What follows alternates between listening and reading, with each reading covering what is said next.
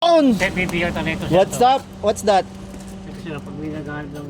Nang may bagong offer sa atin si Boss Arnel. So si Boss Arnel, isang PWD, reseller ng mga do-ride na bola. Ano? Marami ka na nabenta ang bola?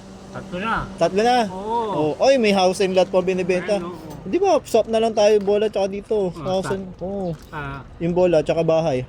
Swap. Ha? Kasi yun sila pag may gusto nyo. Sige. Ayan ha. Hindi binabaha. Okay, okay.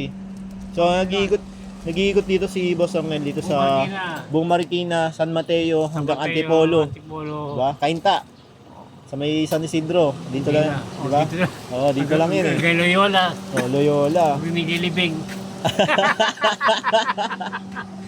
Ayun. Binigilibing. Sabi ko, kung nagyan ka nakita sa Loyola ginagawa doon.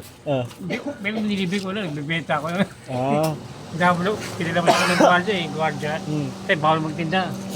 Ayan, baka may mga madaanan kayo ni Boss Arnel. Madaanan nyo siya, makita nyo. Nag-iikot. So, ano ba plate number na itong walang plate number eh. So, PWD on board. Yan yung kanyang kanyang e-bike. Oo. Ikaw ba yung dumadaan sa EDSA? Sa EDSA? Oo, dumadaan sa EDSA.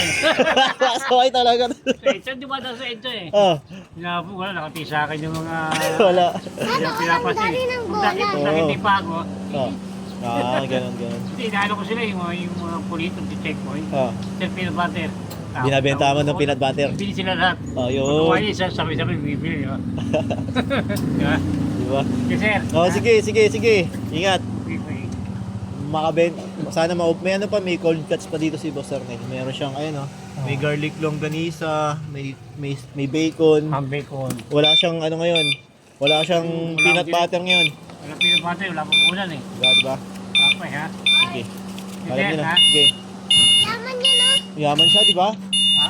May e-bike siya, no? Yaman daw. Yaman si Boss Arnel. Yaman sa utang. Sige sir ha? Gege, ingat. Pag naubos, balik ulit dito. Sige.